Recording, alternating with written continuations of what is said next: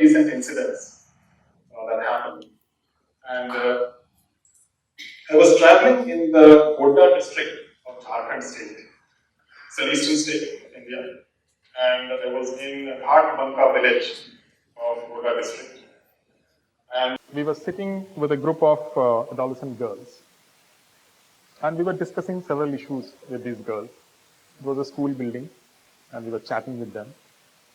I asked some of these girls about their dreams and aspirations for future. And they started laughing, giggling, but they started opening up, and they started responding one by one. So one of them said she wants to be a doctor. The other one said she wants to be a school teacher. The third one said she wants to be an Anganwadi worker.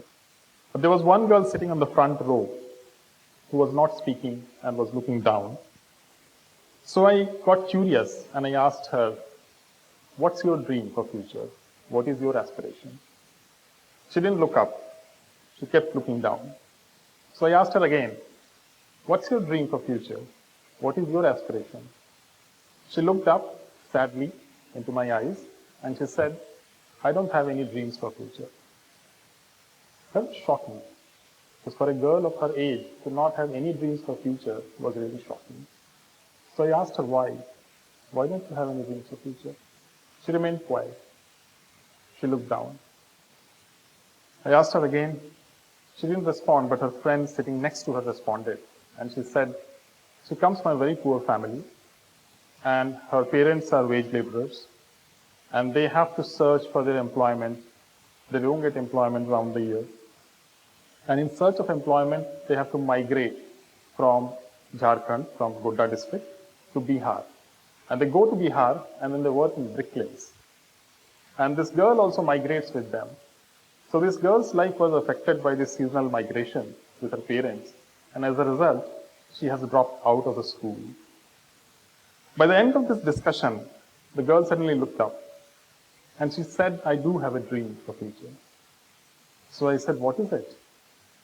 And she said, I want to go back to my school. And I want it desperately. Can you help? This was a very moving moment for all of us. And it was a real touching moment. I'm sharing this conversation from one of our project areas. We have ICRW's project, which is called Umang in Jharkhand. And in this program, we are trying to address the issues around child marriage. A girl who drops out of school or discontinues her study is highly likely and at risk of getting married early. When I talk of child marriage, it may seem like a distant concept which has almost been eradicated from the country. It might be happening in some pockets somewhere. So I wanted to show you some data that we have and look at the severity of the issue. This is data from National Family Health Survey, 2015-16. And these are just some of the districts. I don't have all the districts here. Now you see Godda district, 64% of the girls got married before they turned 18. In Giridih, it was 53%. In Devghar district, it was 53%. In Kodarma, 51%. Chatra, Dumka, so on. This is shocking. But this is real. It's happening. It's happening now as we are speaking. But let's see again, what is so special about 18? What's the difference between getting married at 17 years, 11 months or 18 years, 1 month? Is there a big difference? I'm not sure. But I think time has come to move the spotlight from age to other things, which are like the agency of girls, the aspirations of the girls, the rights and the choices for the girls. I think whether a girl is able to do what she wants to do in her life or not, that's what really matters, not the age at marriage. We live in a patriarchal society where girls are at a disproportionate disadvantage. And we know about that. Even before they are being born, we have all heard, counted, and we know about sex-selective abortions that are happening in the country. So in this scenario, I think the need is to actually work on issues around increasing educational aspirations of the girls, increasing economic aspirations for the girls, increasing their mobility within the community for study, work, enhancing parental support for study, work, and enhancing value of girl as a whole, which includes their participation in decision-making processes and so on. And only when we work on these drivers of child marriage and drivers of empowerment, I think then the age at marriage will move on its own, it will shift. But if the focus is on age, I don't think we will get to the movement that we want. But it's not only important to work on these issues, it's also important to measure these issues in terms of what shift are we bringing to our work. And I'll tell you why. Because primarily, any measurement or data is used for 4 purposes. It's used for informing a program design. It's used for seeing whether the program is making progress towards its objectives and targets. It's used to measure its effect and impact, and also to inform the policies. But if we don't measure the right drivers of child marriage, and if you keep the focus simply on age, then how do we get to informing the policies and programs? So the policies may remain inadequately informed or even misinformed. And the reason I'm saying this is, in our country, we have many conditional cash transfer programs where the family gets a sum of an amount if the girl is not married till 18. But we have seen that in some cases, it did have a positive result, where the girls didn't get married till 18 and she was retained in school. But there are multiple instances where the girls got married right at 18 and the money that was received under this scheme was used for paying dowry money and for the marriage expenses. Now, do we want that? Or do we want to move the agency, aspirations, rights, and choices for the girls so that they can do what they want to do in their lives? That's what is the key question, and therefore, I would like to re-emphasize that what we measure really counts, because that is what is going to inform the programs and policies of tomorrow in our country. There's another thing which I wanted to also highlight. What we measure can also motivate people to do their jobs better and to be a more efficient person in their lives.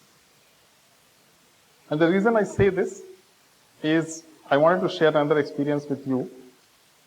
I was previously working with the Ananya initiative in Bihar, which is supported by the Bill and Melinda Gates Foundation, and I was with BBC Media Action at that time. And we were doing trainings for health workers of ICDS and health department. So we had Ashas and Anyanwadi workers who were getting trained. And these were like 3-day trainings that were being organized. And we were training them on interpersonal communication skills and use of some digital communication tools like Mobile Kunji and Mobile Academy. You can do an internet search to find out more about these tools. I'm not going into that detail. On the first day of training, we collected the phone numbers of Ashas and Anyanwadi workers. So they gave us their mobile numbers. And during these three days, they were trained on these digital tools and on the interpersonal communication skills. On the third day, many of the Ashas and Anyanwadi workers came back to us.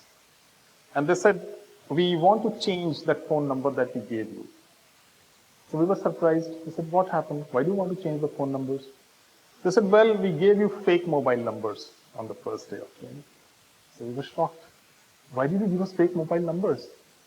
So they said, well, we thought that you were going to use these mobile numbers to track our work and see how we are doing and then punish us if we don't do well.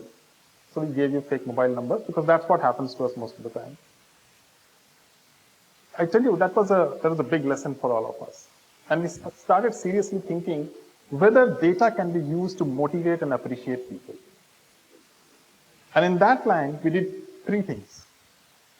We started identifying, using the data, the good practices from the field. And then trying to plow it back within the program. In this picture, what you see, she is one of the Ashas, and she's sharing during a monthly meeting how she was talking to the family members of a pregnant woman and counseling them not only about the birth preparedness, but also telling her how she should be thinking about family planning after this child is born. Now, this was a good practice. She had done it on her own. And we wanted her to share it with everyone, because this is aspirational. And then you learn from your colleagues, and then you try to be like that. So this was one of the things which we tried to do. The second thing which we tried was, we wanted them to use data at the local level during health sub-center meetings. So the data sheets were used by themselves, but we didn't tell them what to do. They identified what is working well, what is not working well. And then they took their decisions. And the third thing which we did was, we tried to motivate performers and doers so that they could become role models and then inspire others also. So what you see here is, these are some of the Ashas and Anganwadi workers from Gopalganj district of Bihar who had completed a phone-based training course, which is called Mobile Academy, where they learn about maternal and child health, and also how to communicate about maternal and child health to the families in the village. So once they completed this course, they get a certificate from Government of Bihar and through the program. And I remember meeting one of the Anganwadi workers in the field when she said she would not be able to attend this certificate distribution ceremony. So the distribution ceremony used to be held at the block level or at the district level. And they were expected to attend it, where they get a chance to interact with the departmental head or the district magistrate, and then talk to them about their experience. So I got curious. I said, why would you not be able to attend this ceremony? She said, I have a family wedding to attend, and therefore I won't be able to go for this certificate distribution. So I told her that, look, you get to interact with the district magistrate, and you can share your experience with the district magistrate, and you get a certificate from him. She thought for a moment, and then she said, I'll go for this. I will skip the family wedding. So I said, why? Why did you change your mind? She said, this is an opportunity for lifetime for me. I have never been appreciated like this for my work.